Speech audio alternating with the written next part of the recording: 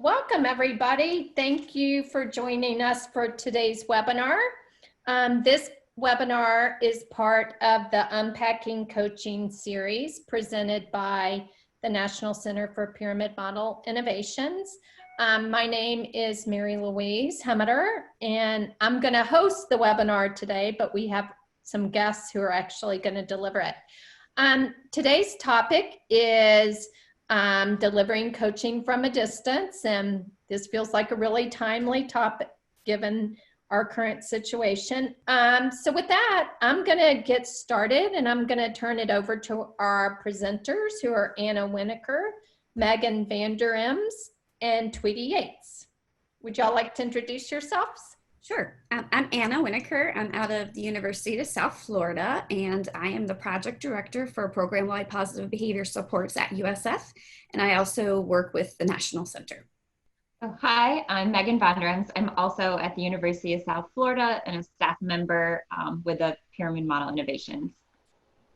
Hi, I'm Tweety Yates. I'm at Vanderbilt University and the University of Illinois, and just working on several different projects. All right, thank you guys. We're so excited to have all of you here today. Tweety.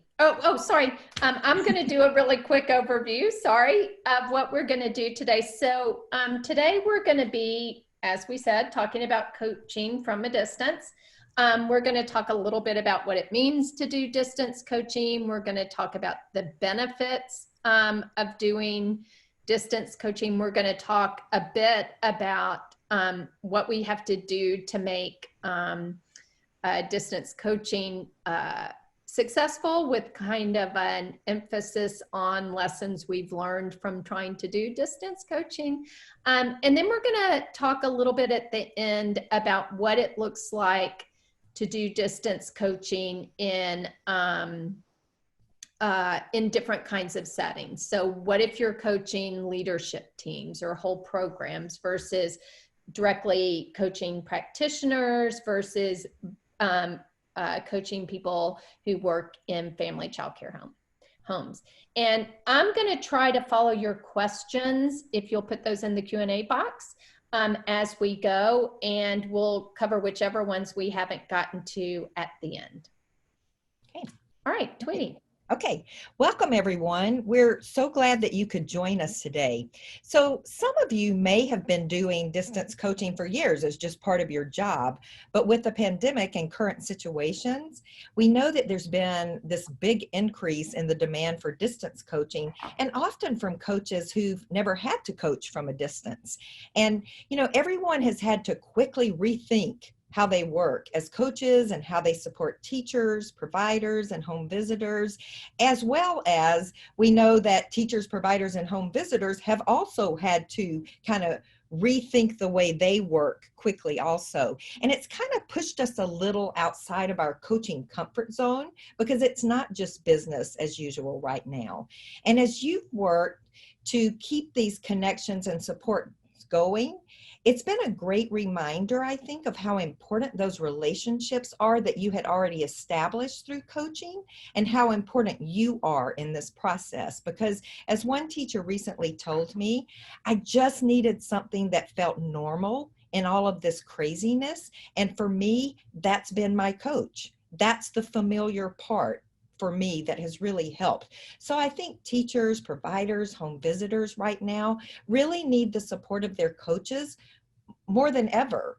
And that's what this webinar is all about, supporting you as you continue to coach from a distance.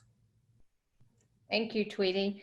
All right, so we're going to start out by talking a little bit about what distance coaching is, how you do it, when you do it. And so Anna, I'm going to ask you to respond to that. Sure. So when we think about what is distance coaching, we wanted to really clarify for the purposes of our discussion today, because I think a lot of folks have a lot of different interpretations of what we mean by distance coaching, but we're really focusing on alternatives to what we're used to thinking about traditional face-to-face meetings with teachers, and using a wide variety of platforms to try to still make those connections, build those relationships, keep true to the whole model of practice-based coaching. So we're going to talk about some variety of platforms and different ways of what falls under the large umbrella when we say distance coaching. The good news is there is evidence for it, right? So we know from research that even email feedback can increase the use of some really specific teaching practices. Something simple as text messaging. There's research that has shown it to be effective in improving performance and increasing practices as well. And really the great news too is video, we know, has always been a really powerful tool, but it's something a lot of us have had to rely on a lot more given our current state of affairs. And there is evidence behind that as well, that all of those things, no matter what we select, has some research to it to help us to see it really does work. It's not just something that we are trying to do given the circumstances that we're in. So for the next slide, we just want to give you some examples. So what do we mean by coaching, distance coaching? What would some of those actions really look like? So I just mentioned video.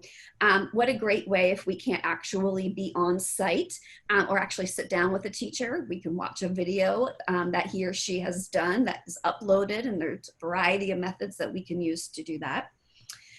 Simply sharing written feedback, whether that is email or shared platforms such as Google Docs, or using something like Zoom, or using the wide variety of websites that are out there, is also an example of distance coaching. We can keep it as basic as a conference call, but you'll notice we're still including that reflection, that feedback. We're not losing the really critical elements that we know work when it comes to practice-based coaching. For some folks, they're not used to holding leadership team meetings virtually. That maybe there are situations and times we've relied on some of those distance coaching tools, but we can also use it to keep our leadership teams going. And just to sort of reflect on what Tweety just said, that does help them to keep that sense of normalcy, and they're used to working with their coach on their implementation plan and how they can really move forward. And for some of us, we're dropping off resources. I know some of us are meeting in parking lots to drop off resources for teachers or for classrooms, and we're getting really creative. And we can even think of that as an example of distance coaching. So there are some things that you might want to consider. We've spoken a little bit about the pandemic, but there is other times and other instances that you might want to think about distance coaching. For some of us, we're in settings that are really rural. So the distance between sites to get to all of these sites, given all of the time constraints that we have, it might make a lot more sense to explore some of these other avenues. We might have caseloads that are large and also spread apart, or we also know that there's a spectrum of needs when it comes to coaching and the teachers and the classrooms and programs we support. Practitioner schedules are always a little bit of a challenge. We know we need to meet teachers where they are, and we need to make sure that we're complementing what they're doing and not interfering in what they're doing. So we need to make sure that we have considerations for their schedule. Time constraints is another really big thing. I think that we all, no matter when it is, we all really have these time constraints and large amounts of work to be doing. So in some instances, jumping on a Zoom call might be a lot more practical than driving between site to site to meet face-to-face given those time constraints. But right now, and as we started out saying, it is really timely because for most of us, we're not able to access classrooms or programs in the way that we traditionally were. And we're not really sure in a lot of places in the world when we'll be able to do that again. So we're trying to become more proficient in how we do that. And we also want to think about too that some of our classrooms have transitioned to e-learning or distance learning, and that's challenging in and of itself, but especially for our really young children. So that's another consideration that we want to think about with distance coaching. Thank you, Anna. I wanted to just real quick before we go to the next question, I think I might have misspoken, but if you have questions, if you'll type them in the Q&A box, that allows us to keep track of them easier than typing them into the chat box. So we'll try to get the ones that are already in the chat box, but if you have others, put them in the Q&A box. All right, Megan, can you talk to us about What's some of the lessons learned? What are some of the lessons you've learned from doing distance coaching, and specifically what has been successful or what has made it successful? So that's a really good, when you think about what makes something successful. Before we get into kind of these lessons learned, there's a few things I think that we need to think about. And one is that when I'm doing distance coaching, I'm doing my best to stick to that practice-based coaching component, so that I'm really thinking about the same things that make our coaching successful when we're using practice-based coaching, the focused observations, a really strong collaborative partnership. All those are so critical to kind of then making distance coaching successful. So we aren't going to spend a ton of time today talking about kind of all those practice-based components, but they're there every time I'm doing distance coaching. I'm really just, I think Anna said it, we have to kind of rethink some of the way we're doing our coaching work right now. And so that always has to be kind of at my background of my kind of what we're doing. And also to not jump to technology. And I think when we think about distance coaching, we often have this kind of like, what technology do I need to make distance coaching successful? And it's a big component, but as Tweety outlined, it's really about the relationship still. And so some of these lessons learned that we're going to talk through are really about how we can maintain that strong collaborative partnership with the people we're supporting, because that's what's going to make, I think, distance coaching the most successful. And so some kind of lessons learned from my shared experience, distance coaching, and also kind of supporting teachers through the pandemic and how they're delivering instruction right now and they're not in their classrooms, has really been kind of around these three components, that I want to connect with the teachers and practitioners that I'm supporting and really find creative ways to build the relationship. And if I'm supporting a teacher and I used to go in her classroom, or I've seen her classroom through video, I had a teacher walk me through her online platform that she was using in her Head Start program. So she showed me everything she was doing to connect with families. We watched a video that she shared of her story time reading, and I got to see the videos that parents were uploading to her and families were uploading. So I was still able to have this really good relationship. I knew what was going on with her and how she was supporting families right now. And so we were still able to connect virtually. And we really have to be able to validate what situations that the people we're supporting might be in right now. And we have to gain an understanding of the stressors that are related to what they're facing, their challenges around supporting children and families right now, and what they might be going through. And that really is, again, your relationship, that you have to be able to know each teacher on an individual basis or practitioner to be able to validate kind of what they're facing in this moment. And then the ability to individualize. So Anna's going to share some examples later that really look at how can we use distance coaching to support programs or leadership teams in their implementation of the pyramid model, but we still want to find ways that we can focus on individuals and make those little connections that you might have done when you were in a program. So you might have walked by the administrator's office and said, "Hey, good morning, what do you need? How can I help you today?" Or what should I be in the loop about as a coach? We still want to be able to make those connections and individualized supports. I think, so these three things have to come first in your relationship. And then the next kind of big component is, in order for, I think, distance coaching to be really successful, there's this whole preparation piece that, yes, when I'm in person and I'm live coaching, if I can think about that way, I'm prepared. I might have I know when I'm doing my focused observation, I have, I know what goals the teacher is working on. I'm prepared, but there's this kind of behind the scenes preparation that happens with distance coaching that I think can be really helpful to kind of guide our work. And we need to assess the comfort of teachers with technology. Not everyone has the same level of skill. I think what the response to the pandemic has kind of pushed people forward in their having to use some of these technologies like virtual calls. conference calls, Zoom, whatever platforms they're using. But we still have to be able to know where teachers are at and what they're comfortable with. So surveys are really helpful, quick surveys that ask teacher, what's your comfort level with these and what's your preferred mode? Some people prefer a phone call to an email. Some people are busy at home, multiple children at home, and they're trying to teach. A quick text might be what they need right now to stay connected in your coaching relationship. So just ask. And sometimes we don't take the time to do some of those simple preparation things. And then really, yes. I'm sorry to interrupt. I was thinking about how we've been doing a study around coaching teachers and from a distance.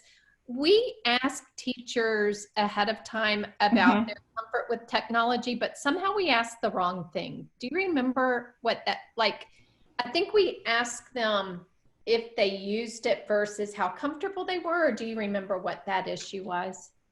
I think we asked it, and I think it was, we realized afterwards that this could have been really helpful information. So it really is a lesson learned. I think we asked their level of comfort. And looking back, when we actually analyzed the data, it would have been really helpful up front. And so that's where this lesson learned came from. We did survey them. Okay. And looking back, everyone had a very different level of experience with technology. And even the difference between I know how to use an iPad, but I don't know how to use Zoom. Like just the little things that can really make a big difference about, it really relates to helping them feel prepared. So as a coach, we need to be prepared, but we also want to make sure that the teachers we're supporting, the practitioners, feel prepared. So we have some examples, and Anna's going to share some of these. That we can use the same things we might do for an in-person meeting, we might use virtually. So things like, I'm going to outline or structure our distance coaching so you know what's going to happen. I'm going to still provide you materials ahead of time. So if we're going to use this in our coaching meeting, can I email it to you? Can I drop it off? Just like I would if we were meeting in person. And then really thinking about structuring your coaching just like you would if you were in person or live, is really using your coaching log to structure your meeting. And that's something that really helps me doing distance coaching, is using the log to guide me, so that if I'm watching a video of a teacher, that I've taken time to write notes down about what are the questions I want to ask the teacher, what are some things that I can get the teacher thinking about, that there's a little more preparation that might need to go on, and that coaching log can really structure those coaching interactions. So we have compiled, and these are available when you registered for the website. You can find these links to these resources. So distance coaching, there are some resources out there, but what we're finding is that a lot of the resources that are really helpful right now about helping you as a coach prepare are coming out of some of the early intervention work. And so ECTA is a great place to start if you feel like I need to get a little more prepared as a coach on my video conferencing skills or my ability to connect virtually. So ECTA has some great resources about kind of skill assessments for you as a coach to fill out, some webinars you can watch around distance coaching, and just kind of tips for running virtual meetings, things that as a coach I found really helpful when I was kind of switching to maybe an increased use of distance coaching. And there are also resources that you can access. Can you go back one, Ashley? We have some resources, just kind of general coaching resources, things like the Pyramid Model Equity Coaching Guide that can really help, I think, that preparation of a coach. So when you're in a classroom and you're doing live observations and you're meeting with teacher in person, there might be things that you see in the classroom that you kind of can anticipate some needs that a teacher may have.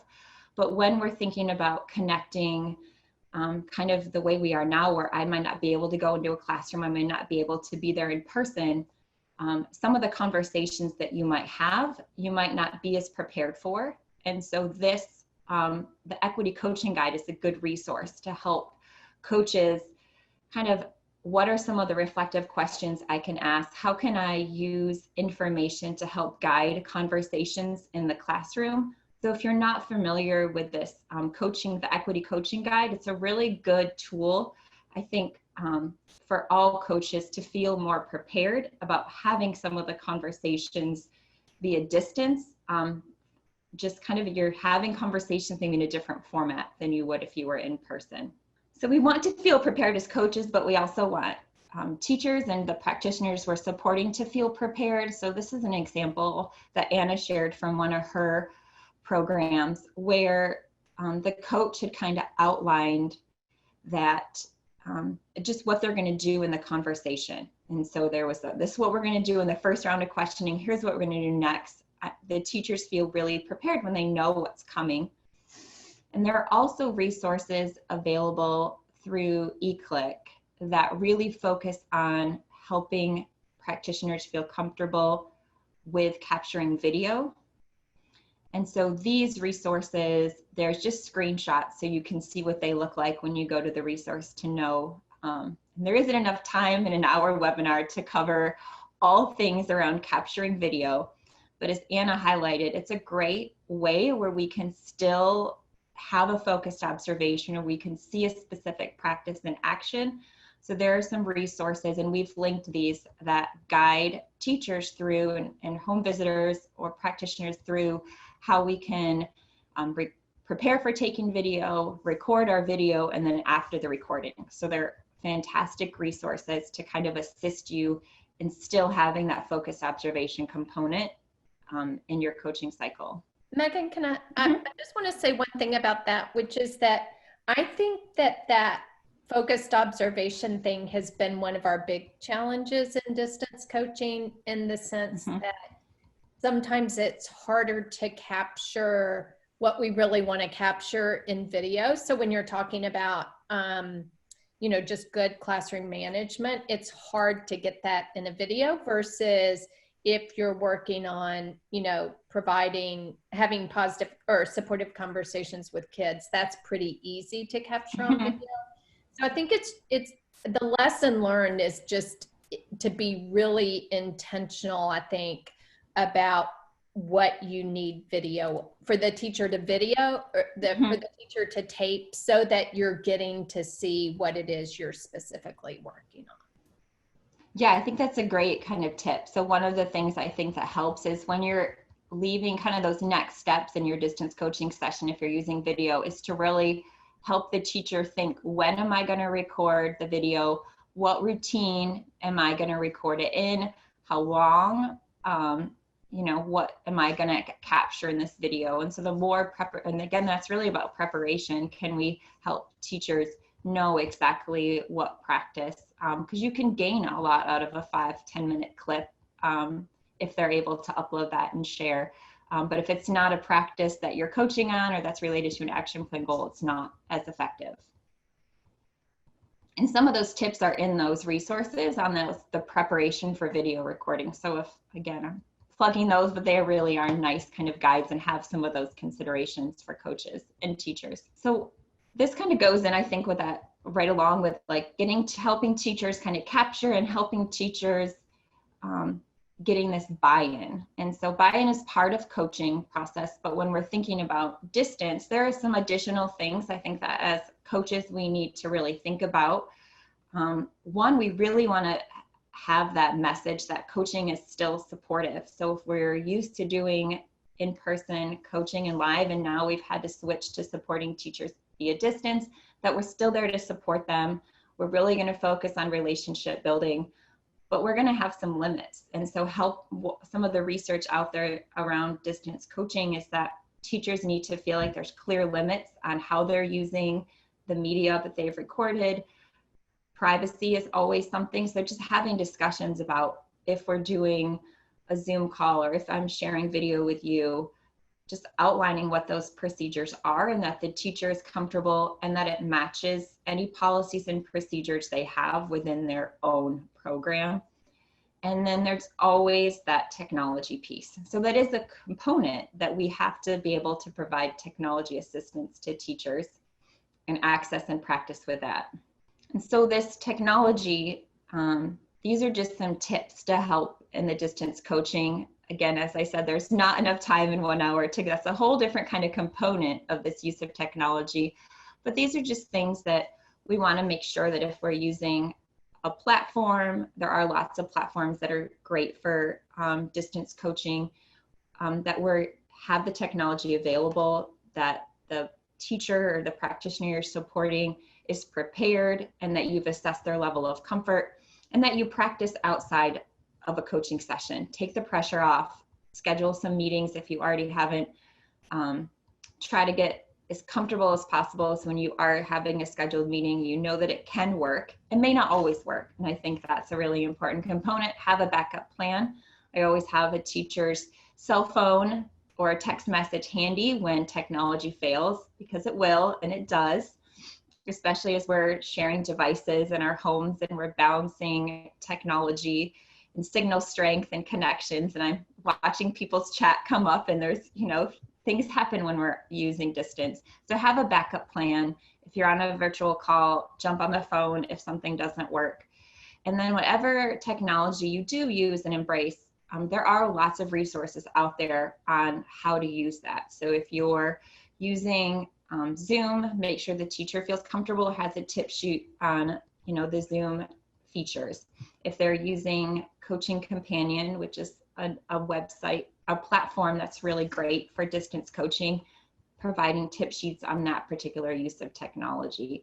All of these things help build that teacher buy-in and help strengthens our relationship, because we're seen as a support of using technology. So one of the, I think, things that can really change if you're really used to doing in-person coaching is this kind of the frequency of quality of coaching interactions. We really want to be intentional so that our relationship still feels authentic.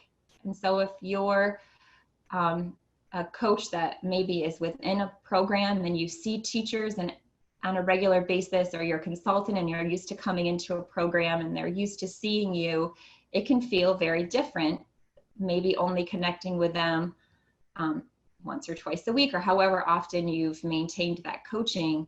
So there are some things that we found that really help kind of improve the authenticity of coaching. And it's really about those small connections. Not everything has to be a big Zoom meeting. Like, Zoom fatigue in this online world right now can be tiring. And so can we just have a phone call? Can I text you? Can I email you feedback? Can I drop off, like Anna said, meeting in a parking lot to provide resources? And right now, as programs are kind of in this, many programs are in this reopening phase, there's probably lots of needs. I need a new visual schedule that accommodates the arrival procedures because they've all been upended, they look different. Those kind of small connections can really help maintain that coaching relationships. And then despite not being in the classroom or being in the program or seeing the people you're supporting on a regular basis, finding ways to connect and ask about individual children, to ask how something is working, and just to help them see that you're still there, available support. Because I think that's what Tweety said as we opened, that coaching relationship might be the one thing that's stable right now as far as the support they're receiving. Megan, we have a couple of questions about relationships. Mm-hmm. And I wonder, one of the ones that seems to be popping up a little bit is about how you establish a relationship from a distance if you don't know the person to begin with. Do you have or Anna, do you have suggestions for that, either one of y'all? Well, it just made me think. So the example that Megan showed with the agenda from one of the sites that we work with, that was for teachers this coach had never met before. So she had spoke with and I'm sorry if I cut anybody off. She had spoke with the director first and said, they wanted to move forward. The director wanted to move forward, but we couldn't get on site. So that's why she came up with the questions. And she actually had emailed it to them first and said, hey, these are going to be the kinds of things that we talk about. Think about what you feel comfortable sharing, and just lay that groundwork of, I'm going to meet you where you are. And they met as, it was a smaller group because she was coaching 2 teachers and the director was on the call. And they went through the questions together, and then she individually met with them one-on-one, and it was brief. She wasn't taking up a lot of their time. It was about 5 minutes of a conversation, but it was really only to establish that relationship, because it is really tricky to, distance coaching is tricky in the best of situations. It's really tricky when you don't have a prior relationship with that teacher, but the feedback she received was really great. And they've since moved on to, okay, we do need to figure out the focused observation part. And the teachers really appreciated the chance to reflect before they got on the call, and also that she touched base with them individually. That's a great example, Anna. Thank you so much. Okay, Megan, sorry I interrupted you. No, it's not interrupting. I think, and some people I'm watching in the chat, having those kind of openings that are not coaching related, whether it's not necessarily an icebreaker, but an activity. So asking like the highs and lows, what's the high of your week? What's the low of your week? And if you can get in a routine of those type of, they're not coaching related, I just want to know person to person how you're doing. I think that goes back to that validating, helping people, understanding, as Anna said, like meet them where they are. And for each person you're coaching, that's going to be different. But if you set those routines, to me, routines help build relationships. Like I know what to expect from my coach. She always asks me how I'm doing. I always know that she's going to provide a resource. So it's those things that we can do consistently that might not be an ask right now. Because when we coach, sometimes we are asking teachers to engage in us, and it might mean they have tasks they have to do or things they're going to try in their classroom. But I think that was, watching in the chat, it's a really good thing to do, is to add some of those non-coaching activities at the beginning of each. And when we talk about distance coaching, and as Anna said, like there is this way we can do it typically when there isn't a pandemic going on, where if you are using distance coaching, and you can do a live observation, like if you have the opportunity to, that can go really far. And on our project that we worked on, we found that to be really beneficial. We were doing distance coaching. That was our primary mode of coaching. But we found ways where we could go into the classroom to see the teacher, to meet the children, to see the environment kind of in action. And that really helped strengthen our coaching relationship. So that's just something to consider. It might not be a reality right now, but if you're going to use distance coaching and you can get into the classroom, it really goes a long way to build that relationship.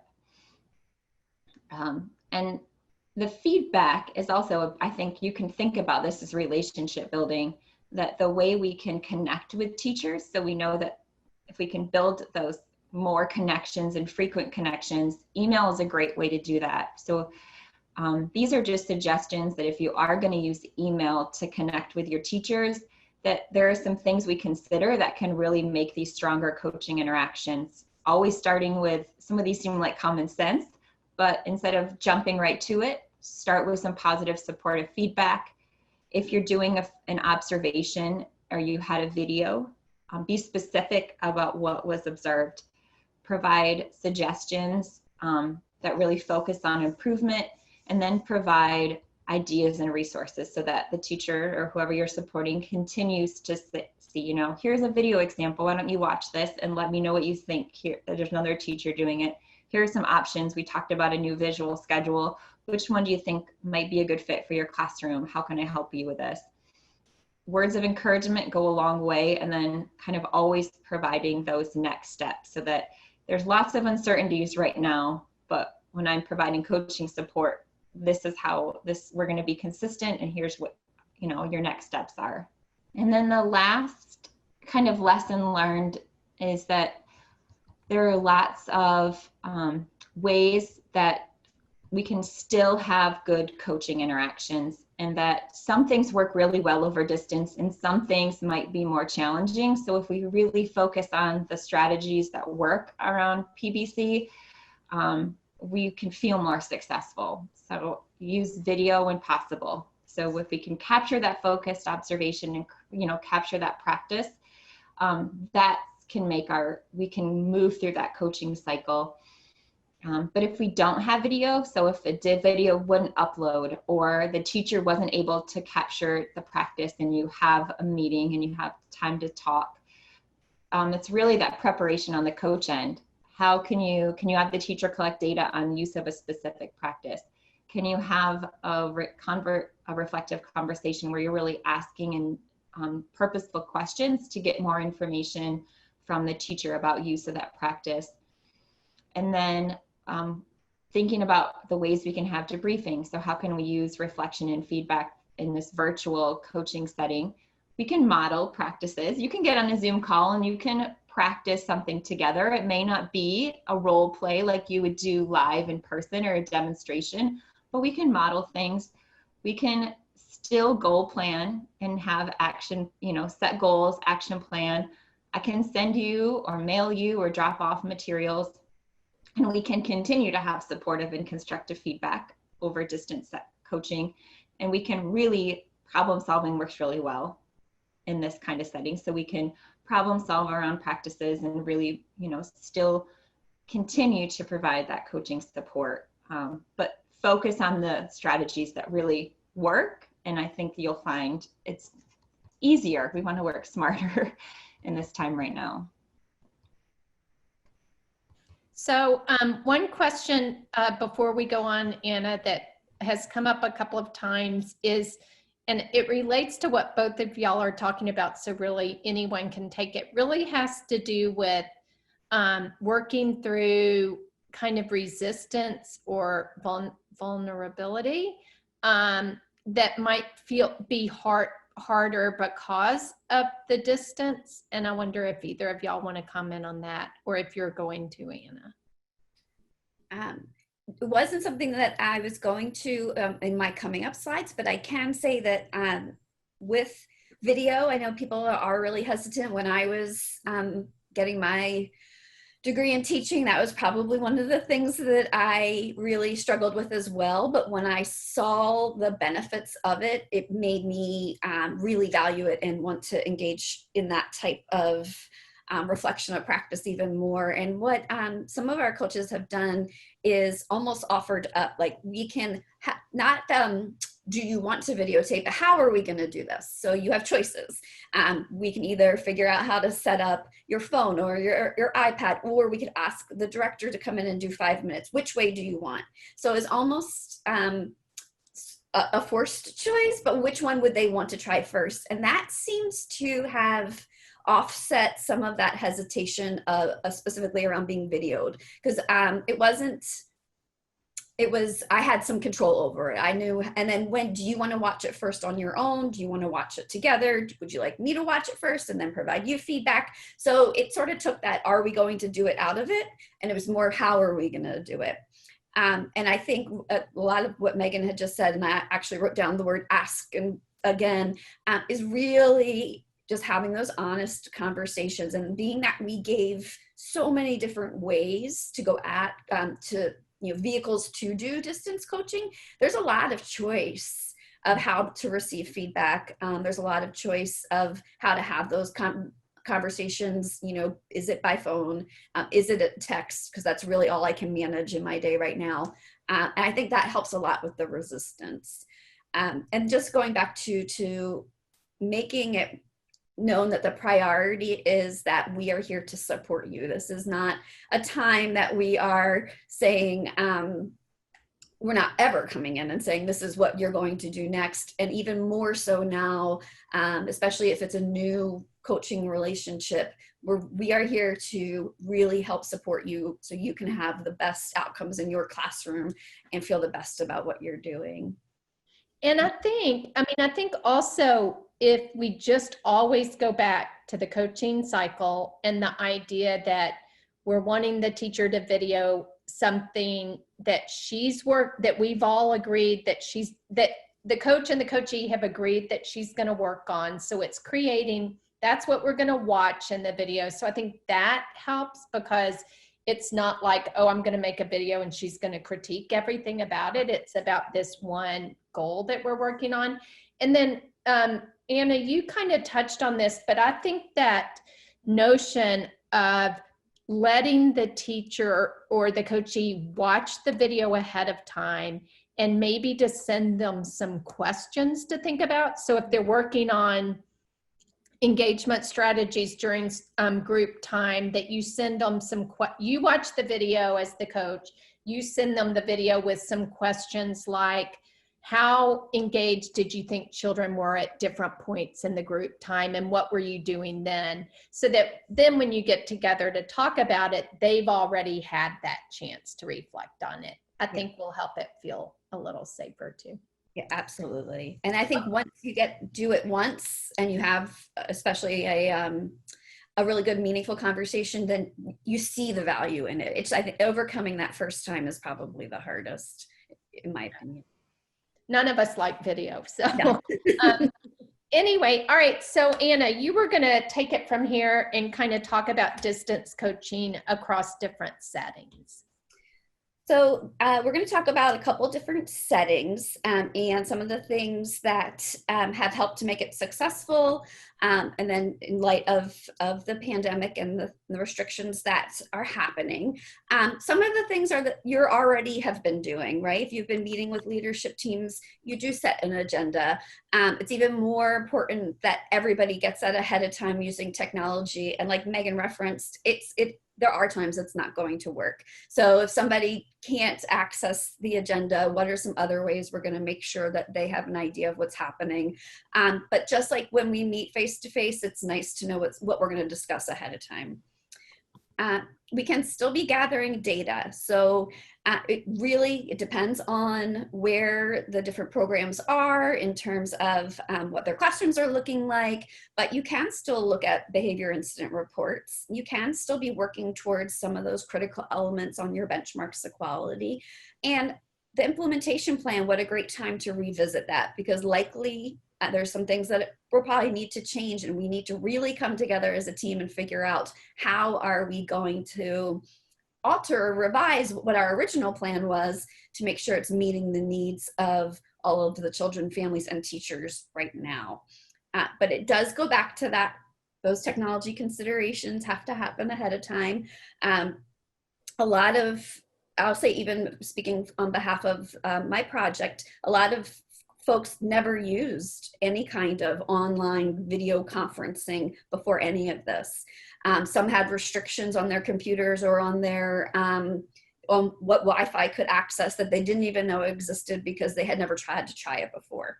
So it's really critical if you're going to coach leadership teams. You do want the team, as many people from the team, to participate, but always have that backup. And the phone comes in nicely to provide that backup, because at least I can always listen, even if I can't see everybody or even see an agenda. So the next slide we're going to show is actually just a screenshot. And I want to preface this by saying that it's a coach, and then there are members of the team, and they were following the guidelines that their program had in place. So they are sitting next to each other, but they did have some precautions ahead of time. But I liked this screenshot, one, because it just shows how, the agenda is the same. They always had started off with celebrations. What they were celebrating this time was a little bit different because it had been a while. This would happened in May, and they hadn't met in a couple of months.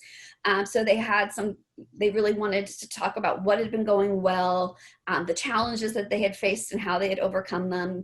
This particular site did a lot for families and created a lot of materials to send home for families, and did a lot of virtual meetings with families. So I just thought it was a good way of showing that we can stick to a lot of what we know. We're not reinventing anything. We're just accessing a different form of technology, and our agendas might look different, and we might have some different focuses. I'm sure what they had anticipated planning on talking about in May back in January was not this. So it did require a very quick change, but everybody adapted. And I've also really, in terms of celebrations, encouraged folks to celebrate the fact that in light of all of this, they are still really moving forward with what they know is best practice. And nobody's abandoning what they've been doing. They're just really looking at different ways of delivering it. With distance coaching with family childcare homes, this slide talks not so much about what we've been facing with the pandemic, although it does include that, but just a lot of times folks don't consider distance coaching as an option for family childcare homes for a variety of reasons. But we do know that when it comes to coaching, there are some unique barriers with our family childcare homes that might be a little bit different than our than other programs. One is always finding that consistent time to meet. For a lot of our family childcare homes, the number of children they have from day to day might change. They have to be very flexible with their schedule, even more so than a traditional classroom. So finding that one-on-one time to really action plan and provide feedback after that focused observation can be challenging. And then added on top of that, we're still doing the implementation planning. They're still doing a version of leadership team, and that can be challenging too. But what we found even prior to this with distance coaching can really help with a lot of that. So if our family child care home provider said, I think I'm going to be available at 1:30, there's a chance I might not be available till 2 or 2:30, the coach doesn't have to drive there at 1:30, come to find out that, nope, this isn't a good time. I'll drive back out tomorrow, or I'll drive back out a different time. We have a Zoom room set up so that when she can jump on, the coach is there. They can be working on other things. They can, be moving forward with what they have on their caseload, but then stop and pause to accommodate when that family childcare home provider can meet. Emails and texts and phone calls are often just the quicker way of providing feedback. Right now I have a variety of needs from the children from birth through 5. But if you text me later on tonight, I will be able to respond. Send me an email. Some of our folks say, just make it as detailed as possible and I will read it. I'll read it when I can, and I'll provide you my responses when I can, but that's really the best way than to try to find a time to sit down face to face. And a lot of times we can combine, what are the goals that you have through practice-based coaching along with your implementation goals? Can we just combine the way we're reviewing those and do that in a distance format? It's nice to know too that these were things that we were talking about before all of this happened, and they continue to really be useful and valuable. And then lastly, distance coaching with practitioners. So I think we started off by saying, and Tweety started off by saying that it is a nice way of keeping some normalcy of your day. Teachers were faced with unprecedented demands, right? We already know that they were stretched and faced with a lot before, but we want to remind them of all the successes and things that they were doing leading up to this, and none of that work has to stop. We're just going to change our focus, and we're going to try to make sure that we're meeting the needs of that teacher, so that teacher does feel safe. That teacher feels secure, because in absence of that, it's really hard to be supportive of children and to also really get anything accomplished when you yourself are feeling that insecurity. We know that there's a really multitude of avenues that schools and programs and centers and sites are going to be moving down. They're not all going to be doing it the same, but we will be resuming our coaching the way we knew it before at some point, or a version of it. We might have to change our plan, but really reinforcing to our practitioners that we are still that person who's there for support.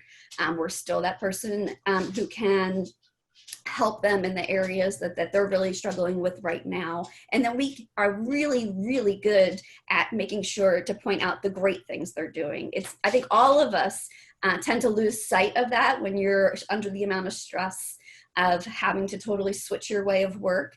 And what a great opportunity for coaches to remind practitioners that you are doing great things, and that's not going to stop just because of situations that are occurring right now. Oh, I love that. Wait a second. Go back a second, Ashley. Oh, well, yeah, just hang out there a sec. I love the way you ended that, Anna, because we've had quite a few comments about respecting teachers' time and what they're doing. And I think what you just said is so appropriate.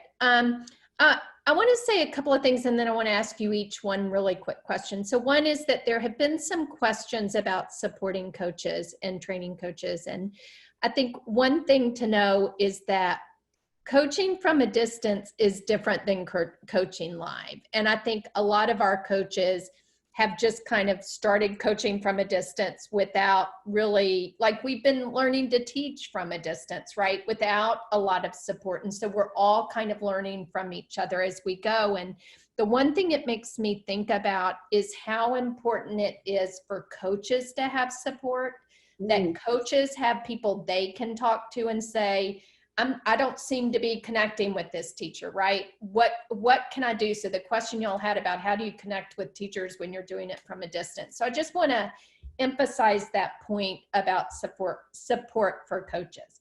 All right, one question for you, Megan, pretty quick here because we just have a few minutes. Can you talk just briefly about Coaching Companion, which is the platform we've used, just so people, there's bunches of questions about platforms. So you can just use that as an example, maybe? Yeah, so Coaching Companion is one platform. We say platform because it's a website, but it's a way that you can have all your PBC cycle in one place. So it's a place where you as a coach can have your action plans and the teacher and you can work on them together. The teacher can upload videos. And what's nice is that they're safe there. So as a coach, I can't download a teacher video. So they upload the video to Coaching Companion. I can watch it. And I loved how Anna talked about having a coach view a video ahead of time and a teacher view it. In Coaching Companion, I can watch a video and I can tag it and I can make a question at a specific moment for a teacher and they can view my question and can answer it right in that platform. I can upload resources. I can upload videos for a teacher to watch. So it's kind of this all-in-one coaching platform that really was developed to guide coaching, and it's really well suited for distance coaching. So it's really, if you're looking into platforms, there is information on it. I believe Head Start is the place to go for information about an eClick for Coaching Companion. Yeah, and I believe you can access it just by registering. So. Correct. You just sign in with I think you have to create a username and password, but it's something where you can review and look at it. So it's really helped organize coaching. All right, Anna, I have one question for you, and then you can go to your last slide. So the question for you, there were a few examples, a few questions about what an agenda would look like that you might send to a teacher ahead of time. Could you just talk about that real quick? Sure. So for some of our coaches who are continuing to coach with practitioners, it might be largely based off of what were they planning? What was the last step of that action planning? And it might, of course, what we're trying to start off with is checking in on how they are, where they are, how they're feeling. For some of our coaching sessions, that's been the focus, is that the teacher really has the opportunity to say, this is what I'm struggling with just as a whole. And then coming back to, I know in the example of the leadership team, it said celebrations, and that is just the word we usually use. You might want to use a different word of just check-in, or feelings check-in. Now's a really good time to apply that to adults more than ever. And then revisiting the plan. This is what we had been planning on working on. What's that going to look like now? And keeping it really brief. I think something, ML, that you had just mentioned too, is everybody is looking for support. So not only us as coaches supporting teachers, but coaches supporting coaches. And one of the things we hear is everybody has a different amount of time and energy to really devote to anything pertaining to their classroom. So if we're trying to let the teacher really guide that conversation, so keeping it to a 3-bullet, check in, action, looking at the action plan, where can we go next, and leaving it as simple as that. That way too, if I get that ahead of time, it doesn't feel so overwhelming to me that maybe in the past, your coaching sessions face-to-face were lengthy if you had the luxury of talking for a long time. But now it might even be, it might be cut even shorter than what we're used to. So just keeping it really focused keeping it bulleted and brief, I think really lessens the anxiety for folks. I'm always impressed. I've been very impressed with the level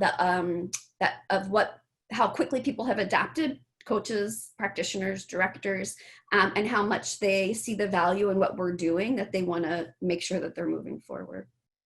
Great, thank you. All right, if you want to just wrap us up with your last slide, that would be great. Ashley's there we go. So this was actually a quote that Megan had found that we all loved, but it says it is possible to prepare for the future without knowing what it'll be. And the primary way to prepare for the unknown is to attend to the quality of our relationships, to how well we know and trust one another. And I love that for many different reasons, but I think even now it really resonates with so many of us as we're trying to sort of figure out how to do business as usual in really unusual times, but we know that when we support each other, we'll still be able to plan and prepare, even though none of us have a clear idea of what that's going to look like in the future. I love that. And I also think, I mean, I was doing a PBC training this morning, and I was thinking about how, you know, where we're moving with coaching is figuring out what works for what teachers or what providers under what conditions, right? Like, I think there are some people who probably prefer distance coaching, right? And others who prefer live coaching. And, you know, I think that's probably all changed in the last 3 or 4 months. You know, people who might not have been comfortable with it before are now more comfortable with it because of the pandemic. I don't know. But anyway, I think getting to know the people that we're supporting is and that's what this slide is all about, is what's really gonna help us meet people's needs. All right, we are out of time. We got to a lot of your questions, but we didn't get to all of them. But as we've said, most of these resources will be posted on the resource page for this webinar at the end. And if you have specific questions from any of our presenters or can't find a resource, you're welcome to email them and ask them about it. Thank you so much to our hosts and panelists for their wonderful insights. Your feedback is very important to the work we do. Please remember to provide your feedback on this webinar with our post-webinar survey by typing the web address shown on this slide into your internet browser. Your certificate of attendance will appear once you submit the survey. We invite you to visit our website, challengingbehavior.org, to sign up for our upcoming webinars, access recordings, download pyramid model resources, and more. And thank you to our funder for making this webinar possible. This concludes our webinar. Thank you all and have a great rest of your day.